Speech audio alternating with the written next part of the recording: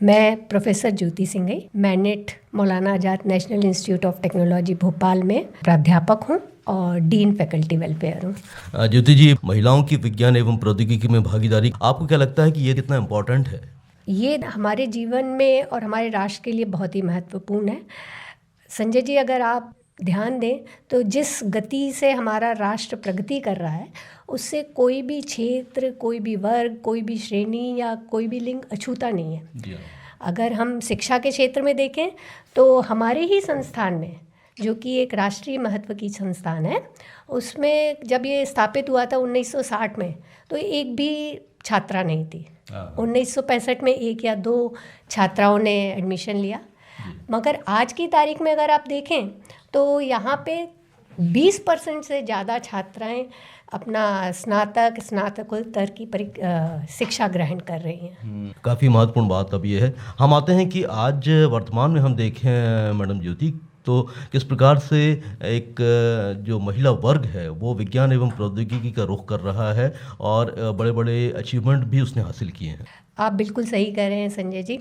जैसे जैसे शिक्षाएं के क्षेत्र में छात्राएं आ रही हैं, शिक्षा ग्रहण कर रही हैं विज्ञान के क्षेत्र में, जो एक भय था लड़कियां शायद गणित में या विज्ञान में उतना अच्छा नहीं कर पाएंगी, वो भय भी दूर हो रहा है।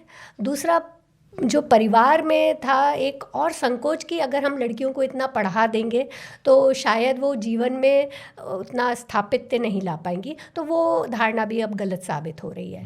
लड़कियां जो हैं वो पढ़ भी बहुत अच्छे से रही हैं विज्ञान के क्षेत्र में, और व्यावसायिक क्षेत्र में भी विज्ञान का बहुत अच्छे से अग्रणी रूप में आगे आ रही हैं। आपको एक उदाहरण देना चाहूँगी। मतलब हमारे ही संस्थान में पहले बहुत कम महिलाएं शिक्षक थीं, मगर आज की तारीख में ये जो है 30% से भी ऊपर हो गया है महिला शिक्षकों का रेशियो पूरी संस्थान में। छात्राएं जो हैं वो बहुत अच्छे से उनके प्लेसमेंट हो रहे हैं। अभी फ़िलहाल ही हमारी एक छात्रा को एयरफोर्स में सिलेक्शन भी हुआ है और अवार्ड भी मिला है। तो ना केवल सॉफ्टवेयर की में हम बात करें या मैनेजमेंट में या रिसर्च में, हर जगह हमारे यहाँ की छात्राएं और फैकल्टी बहुत अच्छा कर रही हैं। अभी भी मैडम एक वर्ग ऐसा है जिसे दरकार है अवेयरनेस की और उन्हें ये बताने की कि साइंस के द्वार भी महिलाओं के लिए, लड़कियों के लिए खुले हुए हैं। तो इस दिशा में क्या प्रयत्न किए जा रहे हैं? आपकी तरफ से मैनेट में भी कुछ ऐसा कुछ प्रयास हो रहा है? बिल्कुल। हमारे जो छात्र हैं उनकी एक संस्थान है IEEE, institution of electronics and electrical engineers. इस संस्थान में वो एक सामाजिक कार्य करते हैं, आरंभ। इस आरंभ कार्यक्रम में वे उन स्कूलों के बच्चों को जहाँ पे बहुत अच्छी लैब्स की सुविधाएं नहीं होती हैं या बहुत अच्छे प्रैक्टिकल डिमॉन्स्ट्रेट नहीं हो पाते हैं, उन बच्चों के पास जाते हैं और उन्हें विज्ञान से संबंधित केवल प्रैक्टिकल करके ही नहीं दिखाते, उनसे बनवाते भी हैं, छोटे छोटे प्रैक्टिकल बनवाते हैं और फिर उन्हें बताते हैं कि कैसे विज्ञान हमारे जीवन को प्रभावित करता है, कैसे हम विज्ञान का उपयोग करके अपने जीवन को ज़्यादा सरल, ज़्यादा सुविधाजनक और ज़्यादा बेहतर तरीके से जी सकते हैं। कुछ ऐसे नवाचार भी आपकी तरफ से हुए हैं जिसमें आपको बहुत ही गर्व की अनुभूति हुई हो? हाँ बिल्कुल। हमारे यहाँ एक प्रोफेसर हैं डॉक्टर सविता दीक्षित, उनको हाल ही में 3 पेटेंट ग्रांट हुए हैं, जो कि एक बहुत बड़ी उपलब्धि है। उन्होंने एक प्लास्टिक वेस्ट से फ्यूल के बारे में अपना एक पेटेंट लिया है।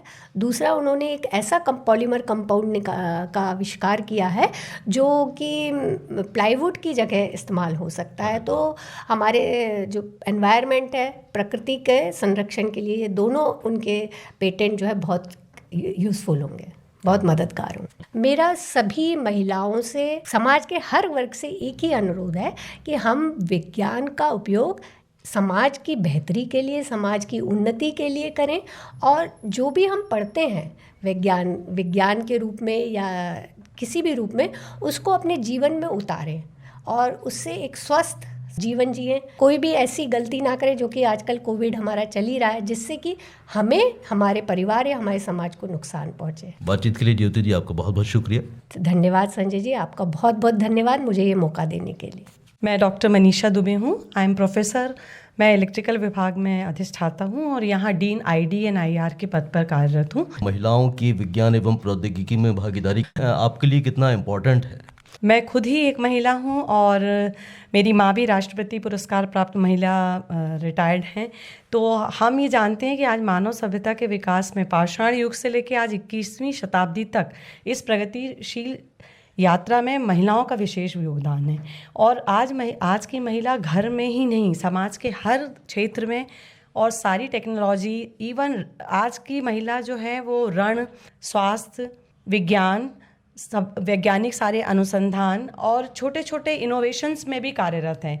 यानी आप देखिए, सबसे ताज़ा उदाहरण हमारा महिलाओं की भूमिका का आप देखिए कि जो विपदा आई कोविड-19 की, इसमें आप देखिए कि जो पहला जीनोम सीक्वेंस डिटेक्ट किया अमेरिका में, वो भारतीय महिला ही हैं, वो वैज्ञानिक।